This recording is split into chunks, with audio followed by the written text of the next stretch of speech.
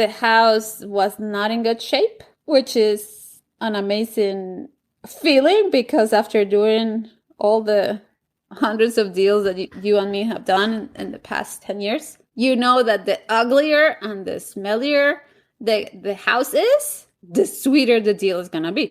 Welcome to the Get Traction podcast. If you are ready to learn exactly what it takes to become a real estate entrepreneur, this is the show for you. With your host, founder of Traction Real Estate Mentors and president of the Traction Real Estate Investors Association, Tom Zeeb. Welcome back to Get Traction podcast. Tom Zeeb, happy to be back with you guys and super excited for my special guest today. Because my special guest today is my wife. It's Carolina Zeeb, who is a fantastic investor and wholesaler in her own right and focuses on the Latino market, which is a lot of what we're going to talk about today. I guess Carolina will call this episode Press 2 for Spanish. What do you think about that? I like it, Tom. You've always wanted to use that phrase in any of your marketing materials. So yes, let's use it. Press 2. All right. Press 2 for Spanish. So how are you? Good. I'm excited to be part of the podcast because I think you've got an amazing guest, and I'm just honored that you said, okay, let's have you as my guest. So I'm glad to share my knowledge, my experiences, my mistakes, my challenges, my fears, and how I became a real estate investor. Oh, fantastic. So why don't we start with where you got started? How did you get started? Why did you get started? What was life like before real estate investing? What got you into it? And what changed afterwards?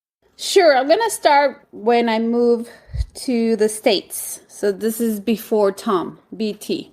I moved to this lovely country September 2001.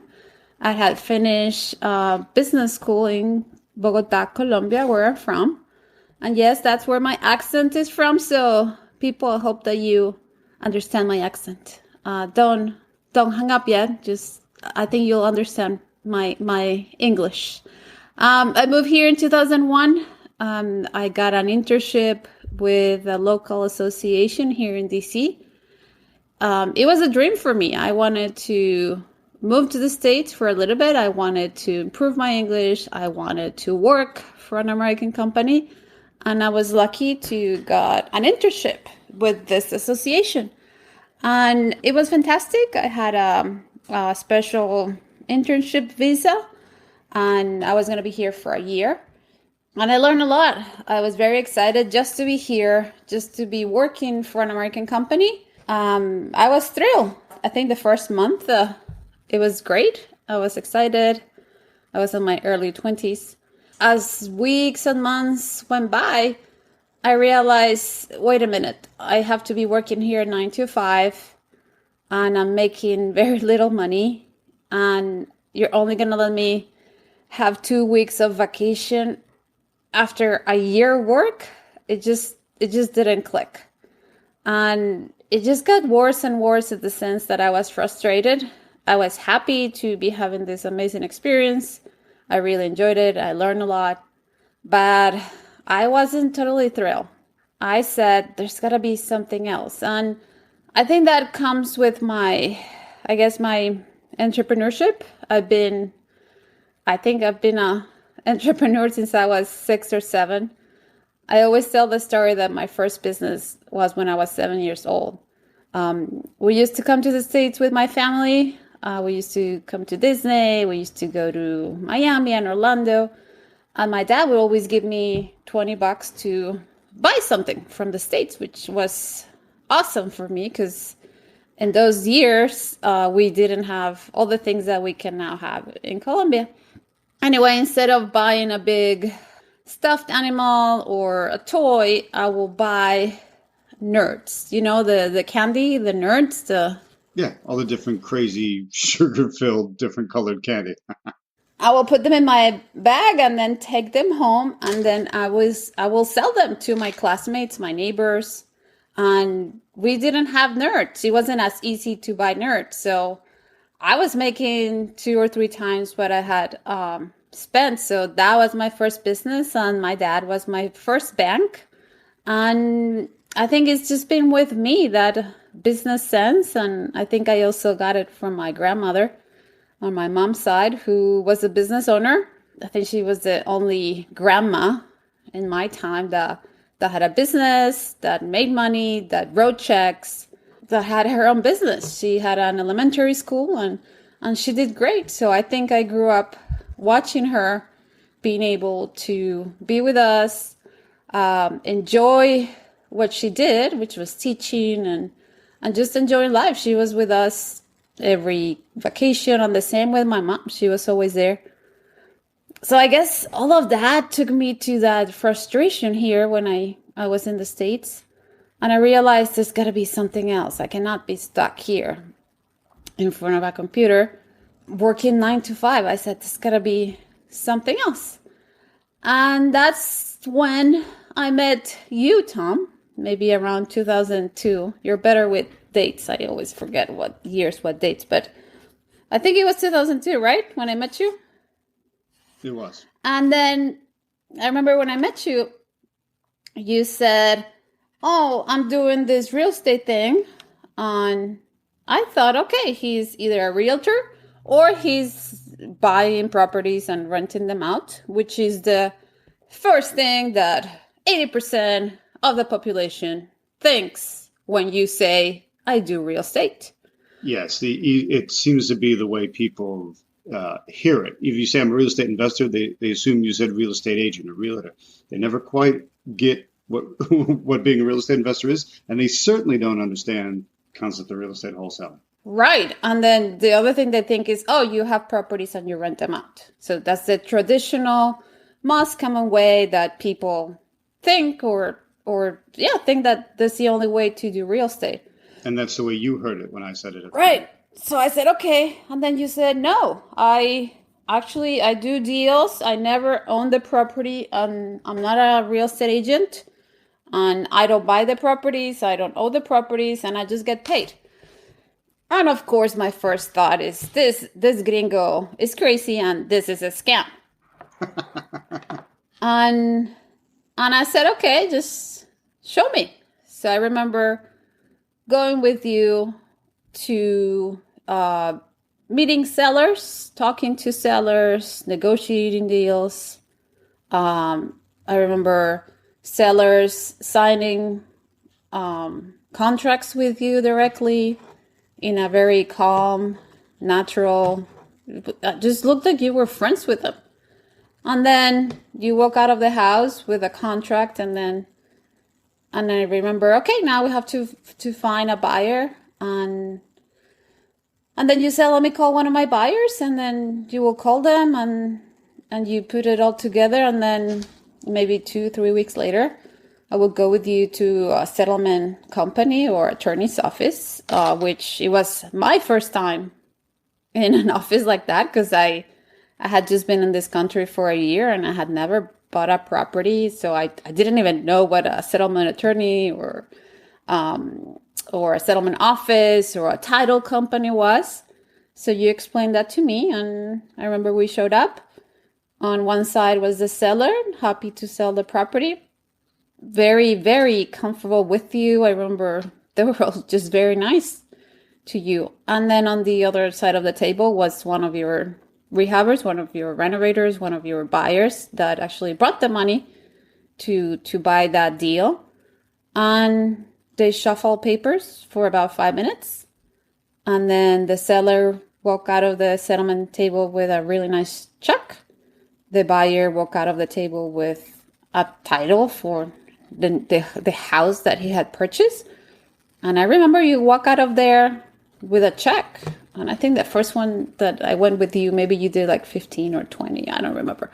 But I remember you walking in your hands with that check.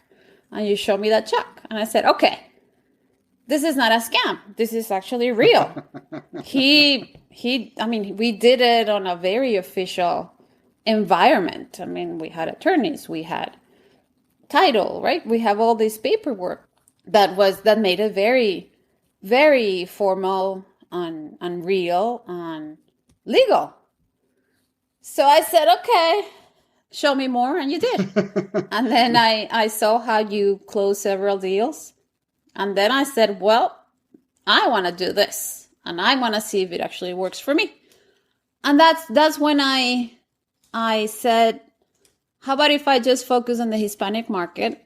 So I remember translating all your marketing materials, your postcards, and I remember putting my first marketing system out. It was a newspaper ad on a local small newspaper for the Hispanic market. And how did that feel? Were you nervous and scared? I mean, finally getting your marketing campaign going, advertising in a local Latino Hispanic newspaper. What was going through your mind at the time?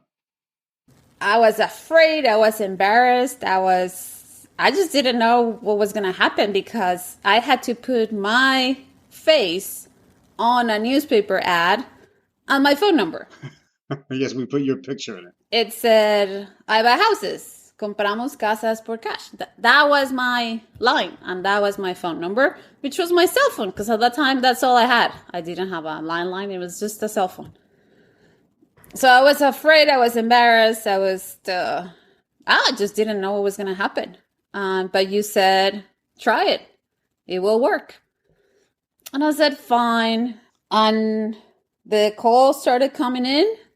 Some were good, some were bad, some were crazy. The ones Friday night from guys. What would happen on a Friday night with an ad in a Latino newspaper with your picture in it? Friday night, just not a very nice guy will call and say, hey, is that you in the photo? Is that you in the picture? And I said, yes. Do you have a house to sell? Oh, no, I just wanted to see if that was you. And then I will hang up. Even that didn't stop me.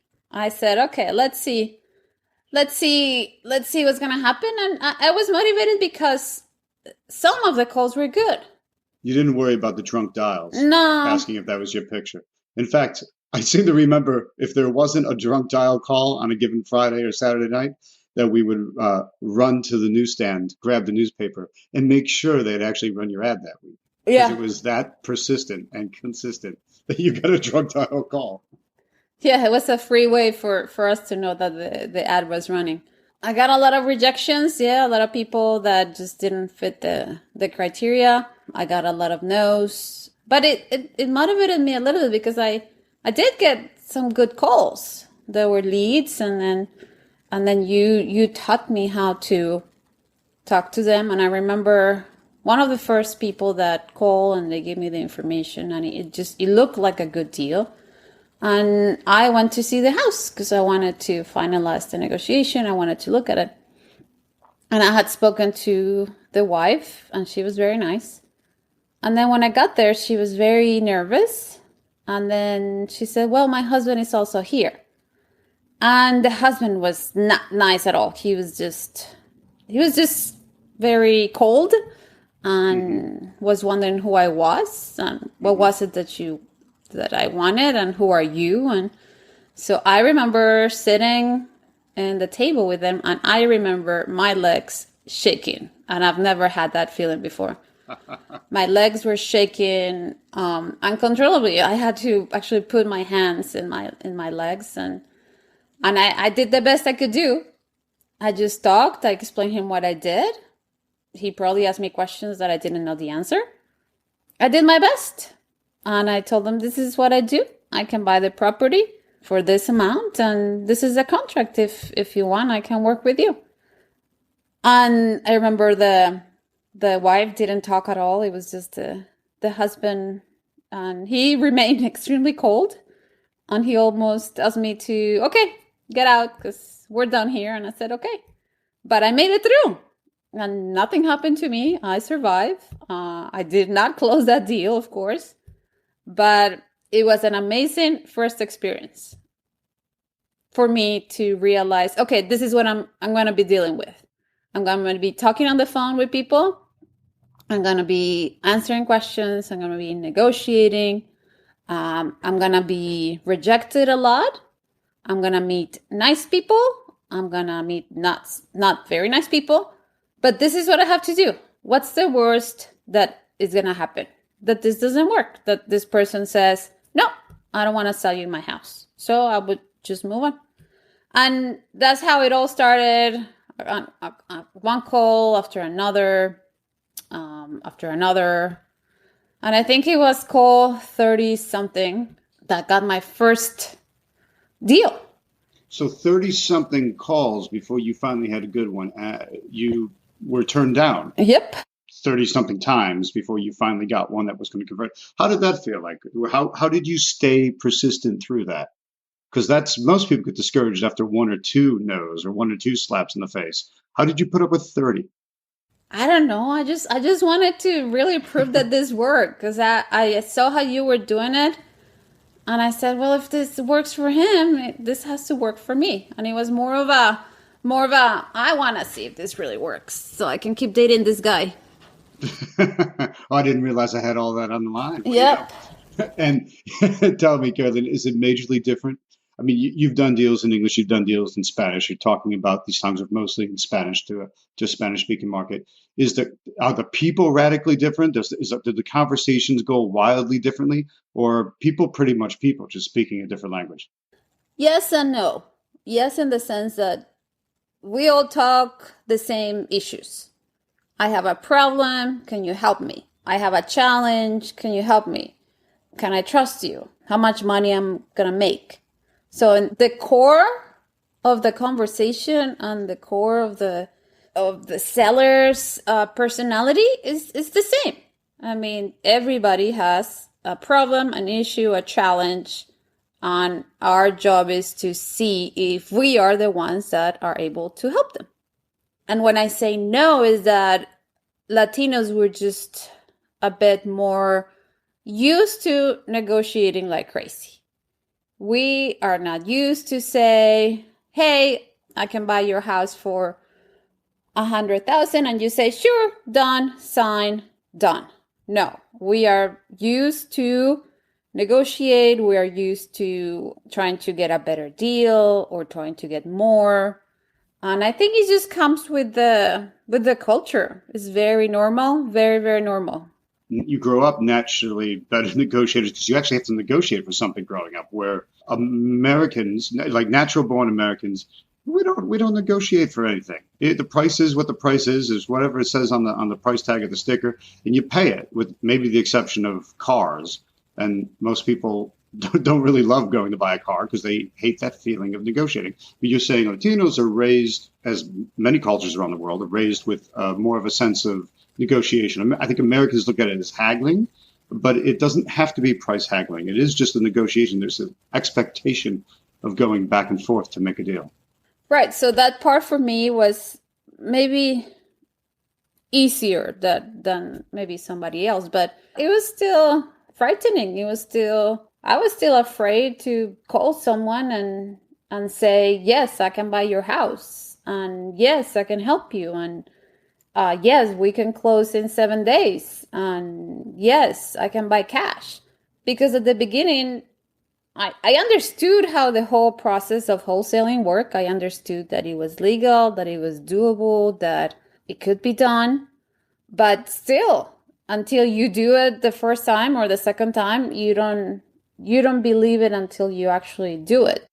I've often told students that there's nothing like the first time. It's absolutely magical because it shows you there's a whole nother world out there, and this can be done, and it's fantastic. Except there's nothing like the first time. It's the second time that's actually a lot more powerful, because the second time cements it. The second time locks it into your mind, because what tends to happen after the first time, you're excited and you're happy, but there's that little nagging voice in the back of your head, and the voices maybe your friends and family who, quote unquote, care so much about you. They want you to think that it was just chance. It was just luck. That lightning just happened to strike there, but lightning struck you, but lightning's never going to strike twice. And that's a big issue. That's why the second deal that you do is even more important, because then you know it wasn't luck. It wasn't chance. That lightning did actually strike twice, and that you controlled having that lightning strike. And so that's a seminal moment for most people, is when you realize, hey, I not only did this, I did this again. I made this happen, and then you never look back. Yeah, and the key is to not give up. It's very easy to say, oh, this real estate thing doesn't work because I sent 100 postcards. I talked to 5 sellers, and I drove for deals in my neighborhood. This thing doesn't work because I got 10 calls and none of them were good. It's very easy to say, I'm done, and move on with something else, stay in your job, go with something that is more secure in your eyes, maybe. But what really motivated me was my boss at that time, who I just didn't like at all. I just couldn't stand her. And at that time, I had switched from an intern visa to a work visa. And that work visa only allowed me to work for this particular association. I couldn't say, goodbye, boss, goodbye, company, and let me go find another job. That's not the way the H-1 visa is set up. You can only work for the company that hired you, that got you here to the States. So I didn't have a choice. I couldn't just quit and say goodbye. But I was allowed to start a business and put time, energy in that business. And I think that not liking her was my biggest motivation. And I just kept on going and going. So in some ways, you owe her a debt of gratitude. Yes. For yes. not liking her so much. And then after I closed the first deal and I saw that check for 30 grand, and it was made to me and to my business, and I just couldn't believe it. I said, what did just happen? I never owned this property. I did invest a lot of money. I had just invested a few $100s in marketing. I had invested my time, which was, I don't know how I did it, because at that time I was working full time. And then I was trying to switch to another company. So I was doing some trainings in the evenings. And then I was starting the business. And I don't know how I did it. Well, maybe that's it. When you're so busy, you just get things done. And I often find that being tight on time is kind of a blessing in disguise to people, because you value the free time that you do get, and you focus in that free time. Because if you're really serious about getting going, it's okay to get it going as a side hustle first, and then eventually can take over. Because you just said you made, I don't want to gloss over that point, you made $30,000 on your first deal. Wholesale, never having owned the property. And how much were you being paid a year at that job? I think I was about around that for the whole year. Yeah, I remember, I think you were making 35. So yeah. in one fell swoop, you made almost an entire year's worth of money. And what did it feel like having to go back to the office the next day? It was awful. But again, I was trapped, if you want to say that word, if I want to use that word, in the sense that I could not leave this company. And I had made a commitment with the company, which I like to follow my if I give them my word, and I sign a contract, and I was under that particular visa. And so I just said, okay, I'll go to work, I'll do my best. And I did learn a lot. I mean, in terms of logistics and organization, I tried to do my best. I gave them my best. But yes, I was frustrated and mad because I didn't like my boss in particular. But he was motivating that check. And then I just kept on doing my marketing. And then I did another deal and then another one. And then it was just fantastic. That first deal was 2003, if I'm not mistaken. And I remember by 2005, I was able to quit my job because I was losing money by just going to work because I had to answer phone calls. More expensive to go to the day job and spend the time when you can do that. Right, because at the beginning, I just had a few $100s and I had to answer the phone. I had to mail those postcards. I have to lick those envelopes. I have to put the stamps. I had to go see the properties. I had to do everything. So if you're working 9 to 5, you have just a few hours in the evenings and then the weekends. So I was able at 2005 to quit my job and then do this full time. And then it was an amazing learning process. Every deal that got rejected or fell apart, I learned. Every deal that did get closed, I learned. I was becoming a better negotiator. I was able to understand what was my market. I was able to understand what should I focus on, what type of seller is the seller that I need to talk to. And during that whole process, I did close. I mean, it wasn't in the beginning that I don't only close with sellers, Spanish-speaking sellers. I've dealt with American sellers, any other, I mean, several types of sellers, not only Latinos. And I remember my first English speaker seller, I was afraid because I was thinking, how can I make this person, this American-born person who speaks perfect English, how do I make this person trust me? And it worked. I just acted exactly the same. This is me, this is what I do, and this is how I can help you. I've been very lucky to be able to connect with most of my sellers, but just being me. I usually just say, hi, I'm Carolina, this is what I do. And I look for houses, I renovate houses. How can I help you? Tell me what's your challenge, what's your situation, and let me see if I'm the right person for you, because maybe I'm not. If you're looking for full price, if you're looking to move to a beautiful neighborhood and get top dollars for your house, I'm probably not your girl. But I'm going to refer you to an amazing realtor who either speaks English or Spanish. I will just choose depending who the seller was, and then take it from there. So the more and more you talk to sellers, the more and more you market, then you know what works. Because maybe postcards don't work for you. Maybe newspaper ads work for you. Maybe letters work for you. Banded signs. I remember putting the magnet signs in my car. That was one of my first strategies, marketing strategies. And I remember I had this old Honda Civic, and I got the signs, and I was very embarrassed to put them in my car. But I said, I mean, what am I gonna lose? Nothing. But what could I gain? Somebody might call me.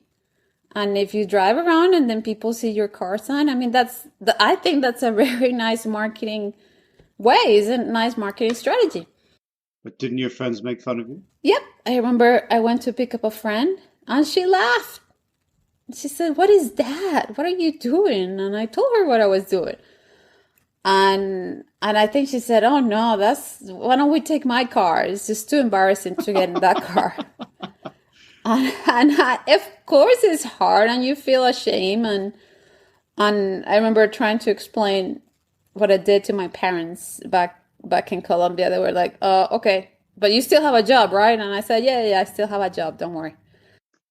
But it's funny because after, I think a day of tour after my friend was embarrassed to get in my car, I got a really nice call, and then that ended up in a deal. So I don't care if I had to put a magnet sign in my car and people make fun of me, but if I can make 10 grand, then, well, I'll put the sign. I don't care. It's still better than going to the office. Yep. 5 days a week, 8 hours a day. Hey, let's go back to your first deal, Carolina, because we didn't talk about it specifically. We talked about what the result was. The result was a fantastic 30 grand. But what do you remember about that deal, getting it going? Tell us that deal story. I just remember I was so afraid. I hope I remember everything because I was just so afraid. It was a deal in Manassas. The seller's name, I remember, was Gustavo. He was from Mexico. And when he called me, he said, hey, I need to sell my house because I might be going to court. And I said, how do you mean you're going to court? Are you going to foreclosure? I'm not sure what you mean by going to court. He said, well, I might have to go to jail. So in 2 weeks, I have to go to court to see if I go to jail or not. And before I go to the hearing, I need to sell this house. Okay. And then I asked him, how much you want for the property and what's the best that you can do. And I knew he needed to sell fast. He told me I need to sell within a week. I don't want to go to the hearing. I need to sell the house before. He gave me a number. Then I remember you helped me run comps, just kind of get a general idea. And I said, okay, I'll go tomorrow and see the property, so we could do inspections. And I asked you to come with me. I think it's perfectly normal to ask someone to go with you to see a property, especially if this is your first deal or if you're not sure who's going to be there or what. I think it's safer. So I asked you to go with me. We went together during the day. And we got there. The seller was extremely nice, but he looked worried. He looked concerned. He looked sick, almost sick. He was just very, very concerned. I think he was a little drunk there. Maybe. No, I think he was just worried. And then what I remember are cockroaches and beer bottles all over. The house was not in good shape, which is an amazing feeling, because after doing all the hundreds of deals that you and me have done in the past 10 years, you know that the uglier and the smellier the house is, the sweeter the deal is going to be. Absolutely. So at that time, I didn't know that. So I just was, wow, this house is in really bad shape and smells really bad. And there's a lot of people living here. And I remember, as normal, there was a soccer game going on, which I look and I asked them, okay, what's the score? Which is my way to connect. I'm sure we all have ways to connect, things that people like to do, hobbies, passions, interests. And that's one of mine. If I'm talking to a Hispanic seller, I always ask them, what country are you from? And it's very easy for me to connect right there. Okay, where are you from? Oh, yes, I have been there. Or, oh, yes, I know a friend from there. Or if they like soccer, I try to connect, whether it's an American seller, a Hispanic seller, doesn't matter. I always try to find a way to connect. And I connected to Gustavo right away. He really trusted me. He liked me. And I said, Gustavo, this is the offer that I can make you. I had brought the contract with me. We sat down and he said yes to my number, which was very low and really good. But he had a lot of equity on the property. He had bought it really, really cheap. So he had a lot of equity. So he was comfortable with the number I gave him. And his main goal was not how much money he was going to make. He just wanted to get out. He didn't want to live with the people that he was living there. He just wanted out of the house. So I sat down with him and I explained paragraph by paragraph of the contract that he was signing. He understood basic English. He spoke basic English, but I wanted to make sure that he knew what he was signing, because the contracts that I use are in English. And if they didn't understand, I always translate each paragraph so they know what they're signing. So we signed the contract, and I think we walk out of the house and we call one of your buyers that you knew was gonna get it because he was buying in that area.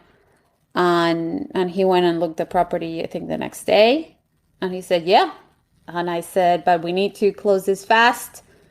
We got to settlement and everything was ready to go. And the attorney, he was very nice. And I explained the whole situation, why we needed to rush the title, why we needed to close quickly. And I remember we're all sitting at the table, and then the attorney asked him before we started signing documents. He said, Mr. Seller, Mr. Gustavo, I need to ask you, why do you have to go to court? What did you do? Why do you think you might have to go to jail? And I remember my heart stopped maybe for 5 seconds. and I just felt my entire stomach going through my throat. It was just an awful feeling. Because you didn't know the answer. I didn't. And I didn't know I was supposed to ask. I didn't know. I was just doing my first deal. So I said to myself, oh God. And I started praying, please, I hope that he didn't kill anybody. And then he said, no, this is my second time driving and drinking and driving, however you call that. DUI, DIU, whatever. Drunk driving under the influence. That one. And we all breathed. We were like, okay. And the attorney said, okay, we can complete this transaction, because if you had done something different, you might not be able to close, to have like still power to close this, to sell this property. Anyway, we closed it.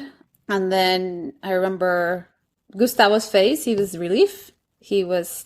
Relieved. See, I don't speak English, but I can make 30 grand in real estate. He was relieved. He was happy. And I remember we drove him back home. Yes, it was much better than we did the driving. Yes, because he couldn't drive, right? So that's another good point when you are dealing with sellers. We want to make it as easy for them as possible in the entire process, whether it's talking on the phone, via email, signing the contract. Do I fax you the contract? Do I email it to you? Do I FedEx it to you? Do I just come to your house and sign it? And then we sign the contract. And then how can you make it to the settlement attorney? May I drive you there? Because of several occasions, a lot of occasions, I have picked up my seller and taken them to the settlement office, because either they were very old, like Miss Davies. I remember she was so sweet, but she was 80 something. And I said, may I drive you? And she said, oh, sweetie, that's so nice. Sure. Or Gustavo, who could not drive because he didn't have a license. Or the point is, how can I make life easier for my seller so we can get this done and they can move on with life? I remember we saw Gustavo maybe a week or two later, after the house had been sold. He had moved out, and he told me that he had moved in with his sister. And I remember, I think I was going to either deliver another part of the payment or just bring him just a gift to say thank you. And I remember he was looking fantastic. He had shaved. He was looking happy. He was just a completely different gentleman. And then the testimonial that he gave me, that's what sealed the deal for me in terms of making the decision, I want to do this real estate thing. Because I'm not only making good money, I'm not only working for myself, I have my own business. I didn't have credit. I didn't have a lot of money. I didn't have a license. But then after all of this, then I get this really nice guy telling me thank you for helping him through this huge challenge that he was facing. That's what sealed the deal for me on making the decision that this real estate thing work. Not every deal is going to be as pretty as this one. We've gotten deals that have been very, very stressful. A lot of issues, either the seller, either the buyer, or the settlement company. Well, we have had those. But this is just part of the real estate life. You're going to have issues, for sure. And I always say this when we're at the Traction RIA events, when you do your boot camps, or when I talk to students, or when I talk to people that are not sure about this real estate thing. And I always tell them, this is going to take work and time and drive. If you don't think that you have it, then don't try. Because you are going to have rejections, you're going to have challenges. But if you're surrounded by a nice support team, including a mentor, a good attorney, a good realtor, you're going to be okay. Because the experiences of that team are going to help you deal with any situation that comes across. But this is not, let's get millionaire by next Wednesday. This is not how they market it. I know the big groups that come around town and they go around the country. And then they promise you that, oh, you don't need to do anything. Just deals fall down from the sky. You don't have to do anything. Just you're just going to start getting checks and checks here and there. And that is not the way it works. What is the reality? The reality is you got to do it. You have to put your marketing in motion. You got to start talking to sellers. You have to start talking and finding buyers for your deals. You got to practice negotiation. But you got to dive in. If you're not going to jump in the water and say, okay, this is what I'm going to do. I'm going to start looking for properties in my neighborhood just to get an idea what prices are. If you don't get that chip in your head that every time you go to a neighborhood and you see a vacant house, because once you start doing this, you develop this radar where you can spot vacant houses from a block away. You can drop me in any neighborhood in the US, even Colombia or any other country, and I can spot a vacant house. It's really easy, and you develop this radar for noticing little details. Oh, look at the mail that is piling up in the house. Look at the grass that is piling up on that other house. Look at that window. There's a broken window there. Or why are all these houses so pretty in this neighborhood and then this one just looks weird, empty? You start to develop all these amazing gifts or radars or however you want to call them, where you can start noticing things that maybe you didn't notice before, or things that regular people, even agents, might not even spot. And then you're going to get good at it, but you have to do it. There's no way that someone is going to knock on your door and say, hey, would you like to buy my house for 60% of the after repair value? That's just not going to happen. And you have to tell the world, what is it that you do? This means telling your friends, telling your family, telling the waiter, telling your mailman, telling the teachers at your kid's school, telling everybody that you meet, hey, this is what I do. But if by any chance you see a house that is in bad shape, or if you know someone who really needs to sell, then have them call me. I might be able to help you. And that's another way that I have gotten deals. Bird dogs. A lot of my bird dogs are, I call them, I don't know, fancy bird dogs. I have a lot of friends that are doctors, and they don't have the time to start this business. But they know what I do, and I just tell them, just tell me the property address, and I'll take care of the rest. So they have eyes and ears, and as long as they have eyes and ears, you can alert them to what to look for and what to listen for. Yeah, and some of these doctors, they work in hospitals that are around neighborhoods that are not as fancy. Like here in DC, around children's hospitals, neighborhoods that are not the typical suburb, beautiful, right? Target neighborhoods, targeted neighborhoods for investors like us. Right, and they're on their way to work, and they're not going to start a real estate business, but they can tell me the address, and then Absolutely. I can take care from there, and we've done a lot of deals with that, and then they get a referral fee, and they're happy. Because all they had to do was give me an address.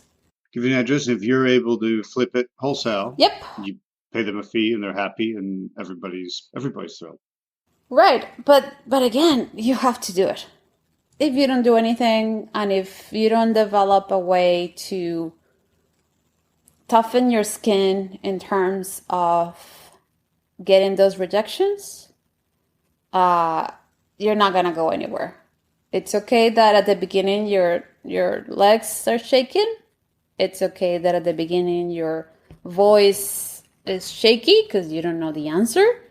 It's okay that you get someone that is rude and just plain rude and cold and will tell you who are you and you're not an agent and I don't trust you and get out of my house. That's okay. Because that's just part of the process. I think it's like any other job. I'm sure people that are listening, they have jobs. And I remember, I bet you that the first day at your job, you had no idea what to do. You were like, okay, let's see, what is it that I'm good at? And then little by little, you get really good at it. And I'm sure you can do your job with your eyes closed. So it's the same thing. So what fixed it for you? If you were nervous at the beginning, you were shaking, you didn't have it, you put up with over 30 no's, 30 rejections before you finally got your, interestingly enough, $30,000 deal. So about $1,000 a rejection is one way of looking at it. So what fixed that fear for you? What fixed that nervousness? What made you move ahead with more and more confidence progressively? Because I knew that day was going to come. I had seen you do it. I had seen how you were closing those deals, and there was no reason for me not to do it. It was just a matter of that deal is coming. I know it's coming, and it was a matter of not giving up. And I had made that decision, and I said, this is going to work. And then during those 30 rejections, there were really close calls, meaning we were very close to closing deals, and for one reason or another, they didn't close. But through those 30 calls, I got to talk to nice people. I got to learn. I understood what their needs were. I got really good at understanding the neighborhoods that were moving. Because you can start seeing, okay, everybody's calling me from this neighborhood, or people in this situation. I'm getting calls from people that are out of state. So then you start analyzing your marketing, and then you start analyzing your results, and then you keep going. You can do more of what's working for you. Right. And I've always said, I think this has been my phrase for the past 10 years. Real estate is like a diet. And this works for men and women, because we all diet at some point in our lives. If in a diet, right, the doctor or nutritionist, or the basic thing to do is eat less and exercise more, right? Very simple. Very simple. Show me diet, yep. I don't care which diet you do. I don't care what exercise. But if you eat less and exercise more, you will lose weight. Guaranteed, right? We have all experienced that. But in real estate, it's the exact same thing. Yeah, you got to do it. If you don't send those postcards, if you don't talk to people, if you don't go to trainings, if you don't get to know people, if you don't understand how wholesaling works, in our case, because that's what we do. Yes, we have done renovations, we have done short sales, we have done subject twos. Yes, we have done so many things, but we love wholesaling, and we still do it because we love it. It fits our lifestyle. But if you're going to do wholesaling, then please understand every piece of it. Just because you went to one class, you're now the wholesaling master? No. You have to keep going to the monthly, in our case, traction RIA meetings, to your local RIA group. If you're not in the DC area, you have to keep talking to people that have actually done it. Talk to the people that have been successful. Do not talk to the ones that say, oh, I'm awesome, and I've done 200 deals and I'm awesome, but they haven't done anything. Talk to the ones that are actually doing it. Go with them, meet them, and you will get to meet these people at the monthly RIA meetings. But if you're in that circle and you start understanding how sellers think, how marketing works, how the contracts work, and you start talking to buyers and then analyzing, hey, how is it that you do your numbers? If you meet contractors, if you go to different neighborhoods, different houses. I remember I didn't even know how to say tons of words in English, meaning like a house, like how do you call the, I still didn't know. I mean, I had to learn how to say pipelines. What's the electric panel? How do you call when you have to shut down the electric panel? Well, the circuits, no? How do you call that thing? Circuit breakers. Breakers, thank you. See, I didn't even know. I had never done a house before in Colombia. No, I had no experience. And the only way to get better is just actually go to a house, go with your contractors. Okay, how much would it take to fix this bathroom? Okay, is this a new window or an old window? Is there a tree in the middle of the house? Is the staircase falling apart? Like basic things that anybody can look at. Then that's how you get good. And that's why I think the 3-day bootcamp that we have been doing for several years is so good, is because we actually show them the whole process from beginning to end. And then we give them the tools to actually go right there. We actually give them assignments. We push them to cold sellers during the bootcamp. We get them to get that skin, how do you say, toughened up, yeah, toughened right? skin. We get them to practice. And we push them, and I give them gifts. Okay, if you call 5 sellers today, I'll give you a gift card. And even some people, even with that bribe, people still don't call. But anyway, the whole point is you have to actually get your marketing out and start talking to sellers and start getting in this world of real estate. I think attending the bootcamp is an amazing way to get it done quick, meaning you will understand the contract, which to me was the main reason why I felt safe, because it made me realize, okay, I'm going to sign a piece of document that says that I'm going to buy this house from this person at this price, which could be frightening, especially when I was starting, because how am I going to say that I'm going to buy a house? I don't have the money to buy this house. But I understood the contract word by word. I understood how the contract was designed, so I could assign it to a renovator without any risk. And if something didn't go well, if I didn't have a buyer line up, I can come back to the seller and say, Mr. Seller, I was not able to fulfill all the things that we had on this contract, or the inspection and necessities. Yep. The inspection didn't go through. I didn't know that there was a tree in your bathroom, so I cannot buy the house for this amount. And once I understood that contract, man, I was relaxed, because I knew I could start telling sellers, yes, I can buy your house, because I had a good, solid contract that will explain to the seller, hey, my main goal is to buy this property, but if there's a financial reason, meaning my finances don't come, I mean, I cannot get the money, or the inspection doesn't pass, or if there's something big, or if there's a title issue that we cannot fix, then I won't be able to buy it. But my main intention is to buy your property. So you feel safe and comfortable having a contract that protects you for what you want to do going forward, but also protects you by letting you press the eject button and get out if the deal goes bad or doesn't work, and you get out scot-free. Yeah, and then come on, we all have fears. We're all afraid of something, and especially girls, they ask me the same question, and that's why I started the women's group, to try to explain to a lot of ladies that are afraid to be in this world, because I get the question every single time. Can a woman be part of this? Can a Latina be part of this? And maybe, I don't know, maybe I'm wired different, but I never had a challenge in my life because I was a woman. Even when I was growing up in Colombia and guys didn't let me play soccer, because my generation, girls didn't play soccer, I did it. Just because they told me, no, you cannot play, that didn't stop me. I just did it.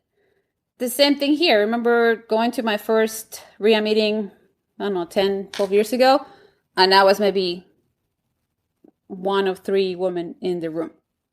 I didn't care. I just came in and I was like, okay, this is what I need to do. Okay. Oh, this is what real estate is like. Oh, is this what, oh, that the breakers? Oh, this is a window. Okay. Like I just started learning and learning and learning. That didn't stop me. Yes, most renovators are guys. That's just the way it is. I mean, we're moms. We're busy giving birth and raising kids, right? But we can fulfill our own professional drive by doing this real estate thing, which can be done from your home, from your computer, or even if you have a full-time job. So for all the ladies out there, yes, you can do it. It's not a men world only. Yes, most of your contractors are male. I don't think I have a female contractor. And that's just the way it is. It's not, what is it, sexist or discrimination? I don't care. I don't think I've had a female contractor in my real estate career. But I have a lot of female buyers, meaning ladies that are buying and selling properties, that are managing crews. That does exist. Yes, there's less of us, but that doesn't mean anything. To me, it really never was an obstacle. And I get the same question all the time. To me, I just did it. There was no difference. Sometimes sellers felt more comfortable with me because I was a woman and I wasn't a threat for some of them. Maybe others were looking for the male, like, oh, where's your husband or your male partner? And if I had a seller like that, I would say, sure, let me bring you Tom.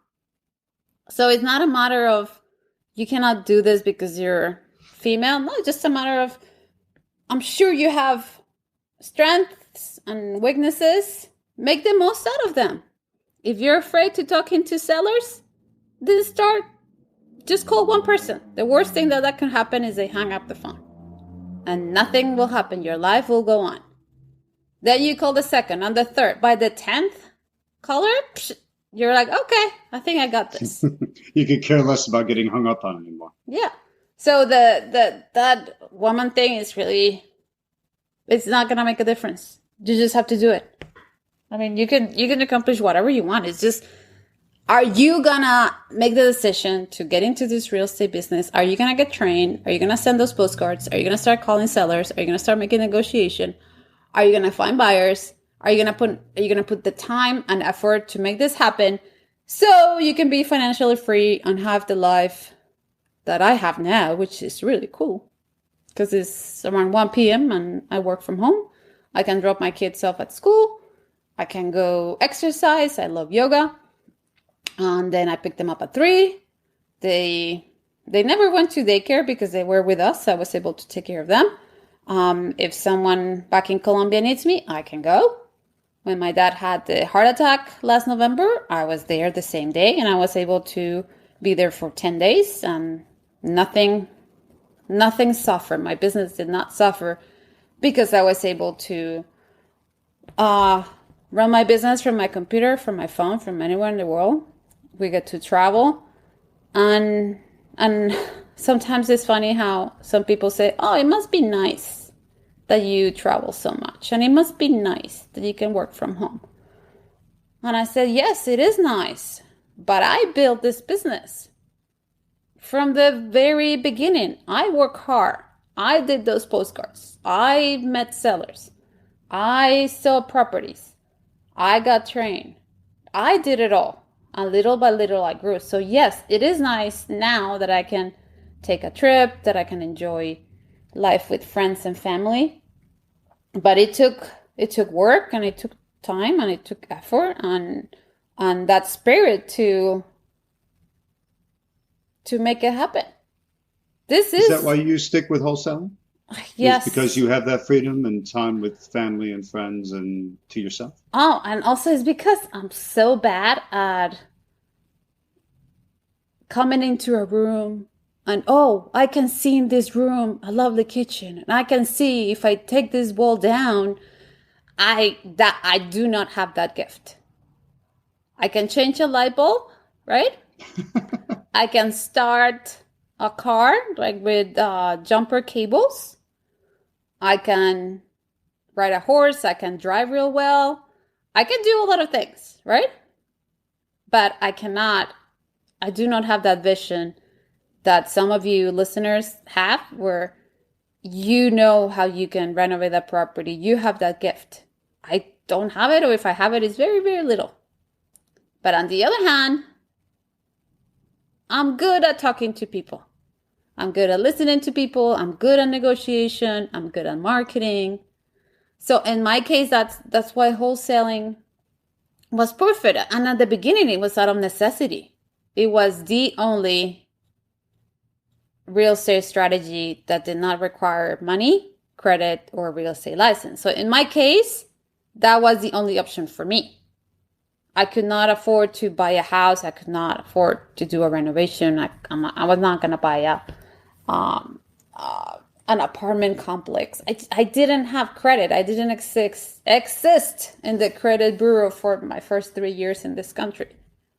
So the beginning, it was out of necessity. That was the only way. Now I just like it. It's just easy. I rather just in and out quick. And yes, we've done renovations, and yes, it's fun to see how you can transform things, and then you can choose the bathroom and this and that. Yes, that's fun. But I'd rather just be in and out, talk to people, and maintain this lifestyle that we have created.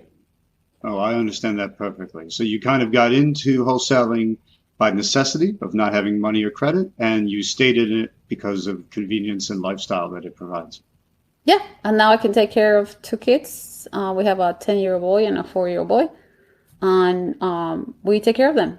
I drive them to soccer. I drive them to karate. To chess, to tournaments. We do the real estate meetings. We continue to do deals. We manage our businesses. I take care of our Traction RIA members. I take care of our Traction mentor students. I help you with boot camps. I love planning events where I can bring people and show them how amazing this real estate thing can be. I love that. I love that feeling. And as much as I love making money on deals, I love the seller testimonials, and I love our student testimonials and our Traction RIA members when they close deals and they share how much their lives change because of the training that they took, because they made the decision to get into real estate 100% and make it happen. Carolina Zeeb, fantastic to hear all of that. I guess I should say muchas gracias. De nada. And thank you for everything. We'll talk to you again soon. Thank you, Tom. I'm honored to be one of your guests. And adios, amigos. Hasta la próxima. Thanks for listening. Your next step is to visit gettractionpodcast.com. There you'll find all current episodes and a link to download a free copy of Tom's Deal Flow cheat sheet. Happy wholesaling!